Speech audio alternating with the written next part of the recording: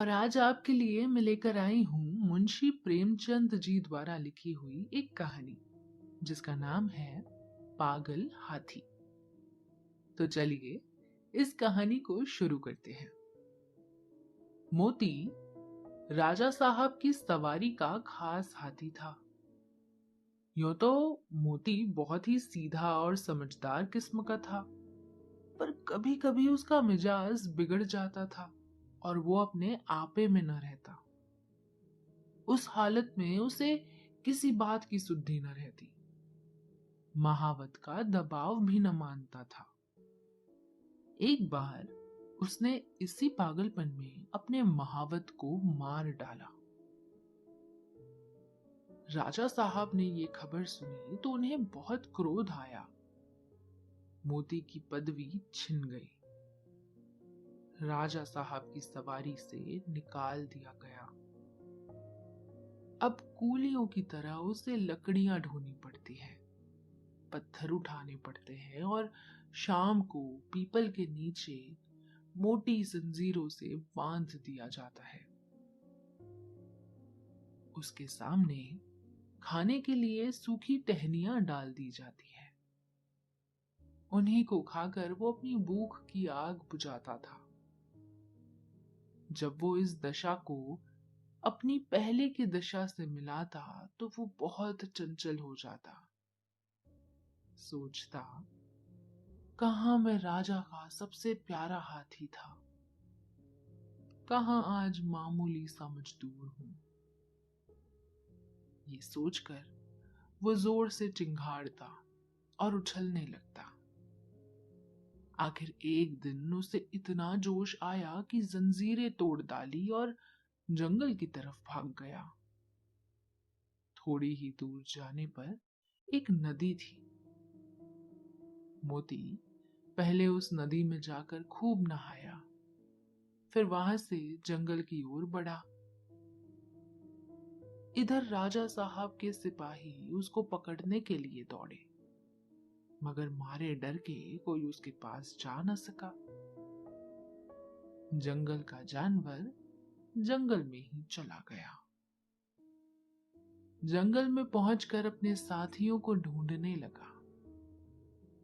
वो कुछ दूर और आगे बढ़ा तो उसे उसके साथी दिख गए, पर जब उसके साथियों ने उसके गले में बांधी हुई रस्सी और पांव में टूटी जंजीरें देखी तो उससे मुंह फेर लिया। उसकी बात तक न पूछी।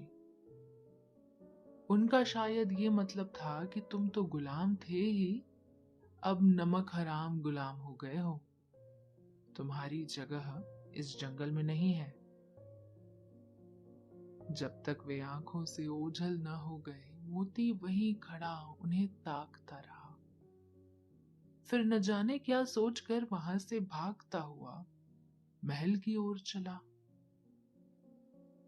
वो रास्ते में ही था कि उसने देखा कि राजा साहब शिकारियों के साथ घोड़े पर चले आ रहे हैं। वो फौरन एक बड़ी चट्टान की आड़ में छिप गया। धूप तेज थी। राजा साहब जरा दम लेने के लिए घोड़े से उतरे। अचानक मोती आड़ से निकल पड़ा और गरजता हुआ राजा साहब की ओर दौड़ा। राजा साहब घबरा कर भागे और एक छोटी झोपड़ी में घुस गए। जरा देर बाद मोती भी वहां पहुंचा। उसने राजा साहब को अंदर घुसते देख लिया था। पहले तो उसने अपनी सूंड से ऊपर का छपड़ा गिरा दिया, फिर उसे पैरों से रौंद कर चूर चूर कर डाला। भीतर राजा साहब का मारे डर के बुरा हाल था। जान बचने की कोई आशा न थी। आखिर उन्हें कुछ न सूझी तो वो जान पर खेलकर पीछे दीवार पर चढ़ गए और दूसरी तरफ कूदकर भाग निकले। मोती द्वार पर खड़ा छप्पर रौंद रहा था और सोच रहा था कि दीवार कैसे गिराऊं।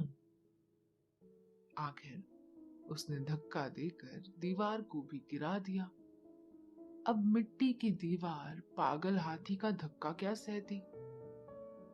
मगर जब राजा साहब भीतर भी न मिले तो उसने बाकी दीवारें भी गिरा दी और जंगल की तरफ लौट चला।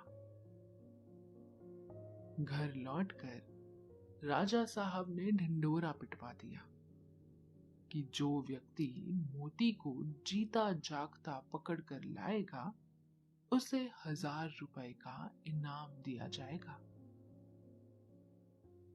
कई आदमी इनाम के लालच में उसे पकड़ने गए, मगर उनमें से एक भी ना लौटा। मोती के महावत का एक लड़का था। उसका नाम था मुरली। अभी वो कुल 8-9 बरस का ही था। राजा साहब दया करके उसको और उसकी मां को कुछ खर्च दिया करते थे। मुरली था तो बालक, पर हिम्मत का धनी था। कमर बांधकर मोती को पकड़ लाने के लिए तैयार हो गया।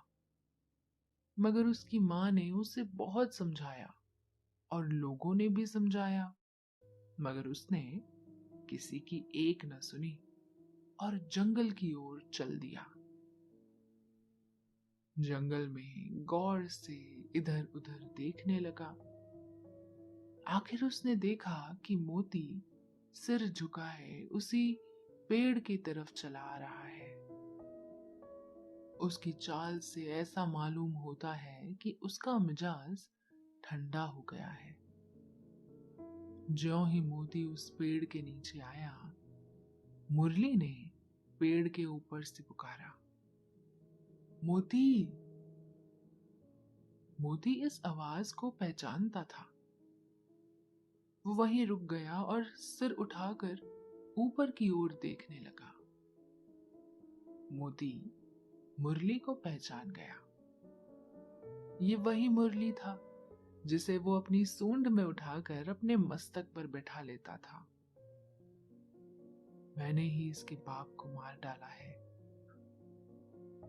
ये सोचकर उसे उस बालक पर दया आ गई। खुशी से सूंड हिलाने लगा। मुरली उसके मन के भाव को पहचान गया। वो पेड़ से नीचे उतरा और उसकी सूंड को थपकियां देने लगा। फिर उसे बैठने का इशारा किया। मोती बैठा नहीं। मुरली को सूंड से उठाकर पहले की तरह ही मस्तक पर बिठा लिया और राजमहल की ओर चल पड़ा। मुरली जब मोती को लिए हुए राजमहल के द्वार पर पहुंचा तो सबने दांतों तले उंगली दबाई। फिर भी किसी की हिम्मत ना होती थी कि मोती के पास जाए। मुरली चिल्लाकर बोला, डरो मत, मोती बिल्कुल सीधा हो गया है। ये किसी को कोई नुकसान नहीं पहुंचाएगा। राजा साहब भी डरते डरते मोती के सामने आए। उन्हें कितना चंबा हुआ कि वही पागल मोती अब गाय की तरह सीधा हो गया है। उन्होंने मुरली को 1000 इनाम दिया ही उसे अपना खास महावत बना लिया। और मोती मोती तो फिर से राजा साहब का सबसे प्यारा हाथी बन गया। तो ये थी आज की कहानी। आशा है कि आपको ये छोटी सी कहानी पसंद आई होगी। आगे और भी हम ऐसी कहानियां आपके लिए जरूर से लेकर आएंगे। तब तक के लिए